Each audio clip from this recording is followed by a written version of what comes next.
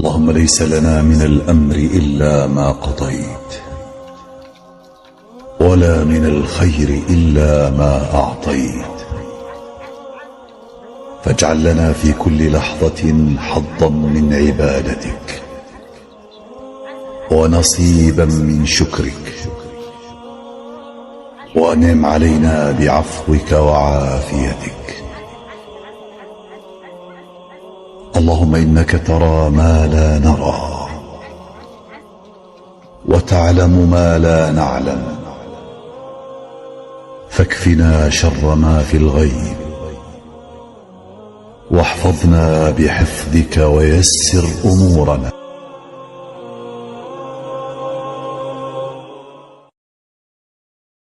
يا صباح الخير، يا صباح النشاط كله. ازيكم عاملين ايه؟ يا رب كلكم تكونوا بخير.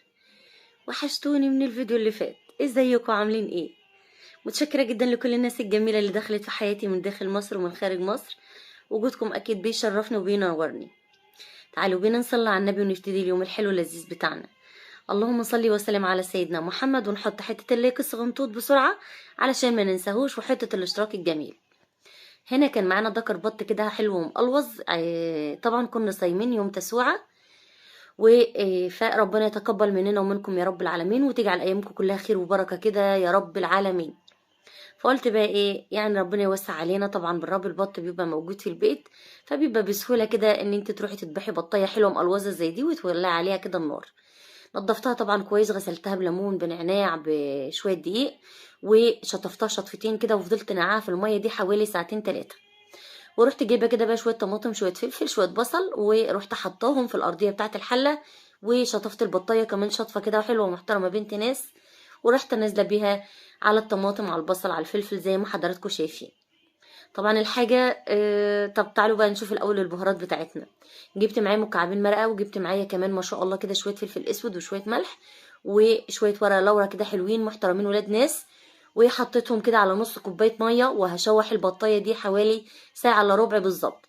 ساعه الا ربع، انا بحب اشوح البطايه ساعه الا ربع كده، بتديكي احلى شويه شوربه. تمام، ده كله والبطايه بتتشوح. هنولع على شويه الرز بسرعه بسرعه. رحت جايبه كده معلقه زبده على شويه زيت، حمرت شويه رز. بعد ما احمروا معايا كنت غاسله الرز بتاعي ومجهزاه كده. بعد ما غسلته صفيته من الميه زي ما حضراتكم شفتوا، رحت نازله بيه على الرز اللي انا حمرته.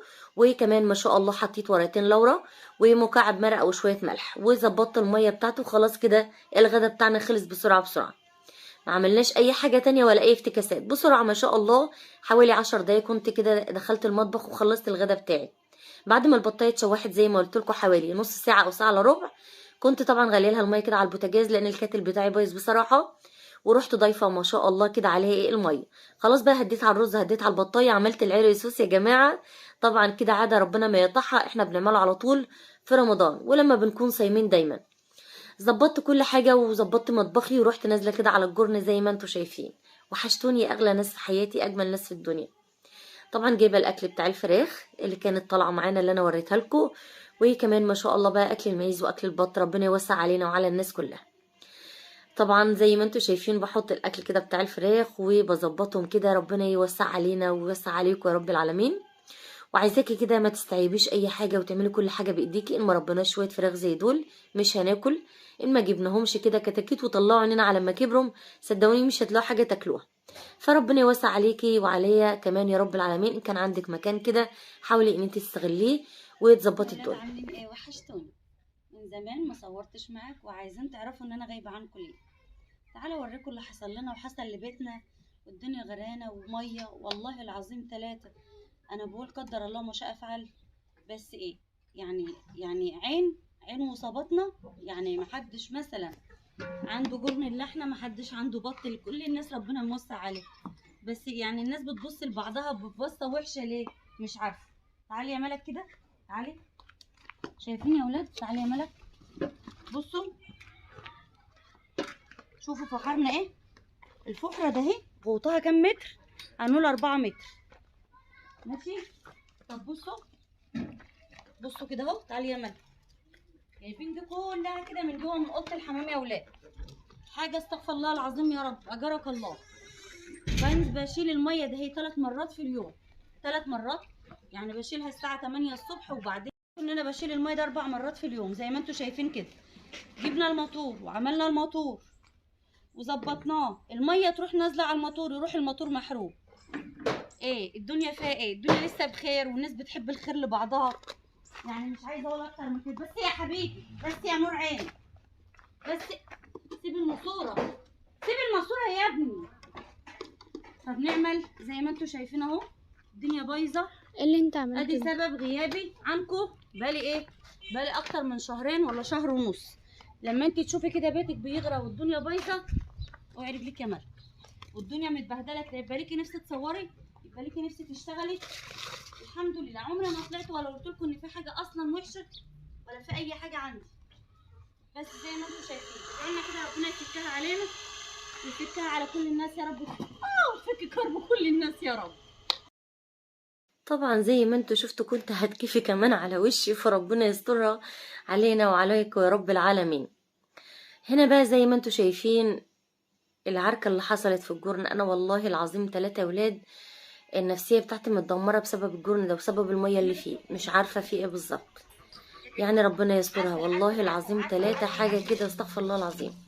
تصحي من النوم الصبح تلاقي الجرن بتاعك غرقان مية، وتفضلي تشيلي المية دي حوالي 5-6 مرات في اليوم. فهنقول ايه؟ مش هنقول غير الحمد لله، وربنا يرفع بلاءه عننا يا رب العالمين، وربنا ما بيبعتش اي حاجة وحشة. خلصت شلت المية بتاعتي زي ما انتوا شايفين، وكمان ما شاء الله هنا بقى كان عندي شوية عيش ناشفين كده، رحت جايباهم بقى وهريهم هري صغنطوط وناعم، وفضلت كده اكل في البط والمعزات زي ما انتوا شايفين بالظبط. يا رب الفيديو يكون سهل كده وخفيف على قلوبكم، ومحبتش ان انا اكتر اكل في المطبخ او شغل في المطبخ، لان بصراحة الجو لا يحتمل. فربنا يسترها كده يا رب العالمين. ادعوا كده كلنا للثانوية العامة، ربنا ينجحهم ويبارك لهم يا رب، وما تزعلش حد منهم ابدا، وما تضيعش تعبهم ولا تعب اهاليهم معاهم ولا سهر الليالي بتاعهم يا رب. طبعا اهاليهم بيتعبوا اكتر منهم كمان. العيل عندك مش عارف ان انت بتتعبي اكتر منه وبتشيلي الهم اكتر منه هو، فربنا يسترها كده معاهم وتنجحهم وتراضيهم يا رب العالمين، وما تزعلش حد منهم ابدا، وتجعلهم كلهم كده مجبورين الخاطر يا رب، والنبي يا رب ما تزعل حد منهم ابدا وتراضيهم كلهم.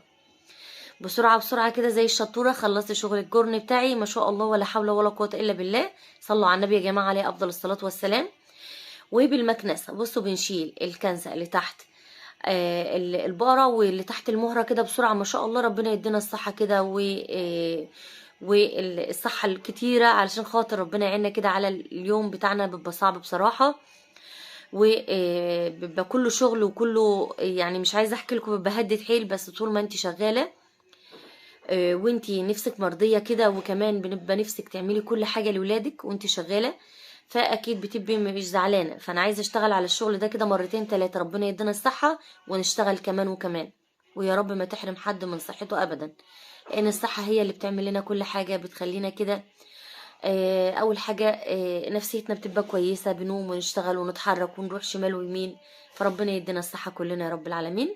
حبيت اصور معاكم هناك كده المناظر الحلوه الجميله دي علشان خاطر عيون اجمل متابعين. في ناس كده على طول بتقولي انا عايزاكي تصوري هناك في الحوش، هما ناس من بره مصر وكمان ناس من جوه مصر، حبايبي وعلى دماغي كلهم وعلى راسي، فبسموا الجرن ده كده الحوش. فانا صورت النهارده علشان خاطر عيون اجمل متابعين في الدنيا واحلى ناس في حياتي. يا رب الفيديو يعجبكم، ويا رب اليوم بتاعي كده يبقى سهل، وقدرت اوفر لكم او اوصل لكم اي معلومه مهمه. وعايزه اقول لكم حصنوا نفسكم دايما بايه الكرسي ما شاء الله عليها خطيره جدا جدا، وسوره النور وسوره البقره شغلوها في البيت ما شاء الله، فيها السحر خطير جدا جدا. ربنا يوسع علينا ويلطف بينا كلنا يا رب العالمين، وتعدي الايام الصعبه اللي احنا فيها دي على خير، وربنا يرزقنا كلنا ويسترها معانا كلنا. طبعا عمالين بنشتغل وبندعي ربنا وما بنقولش غير يا رب، يا رب توفانا ويا رب تسترها معانا علشان خاطر ولادنا، مش عشان خاطر حد تاني. احنا عمالين نجري ونكافح ونصور ونبهدل في نفسنا علشان خاطر العيال، وعلشان خاطر نقدر نوفر لهم احتياجاتهم. متشكرة جدا لحضراتكم، استنوني فيديو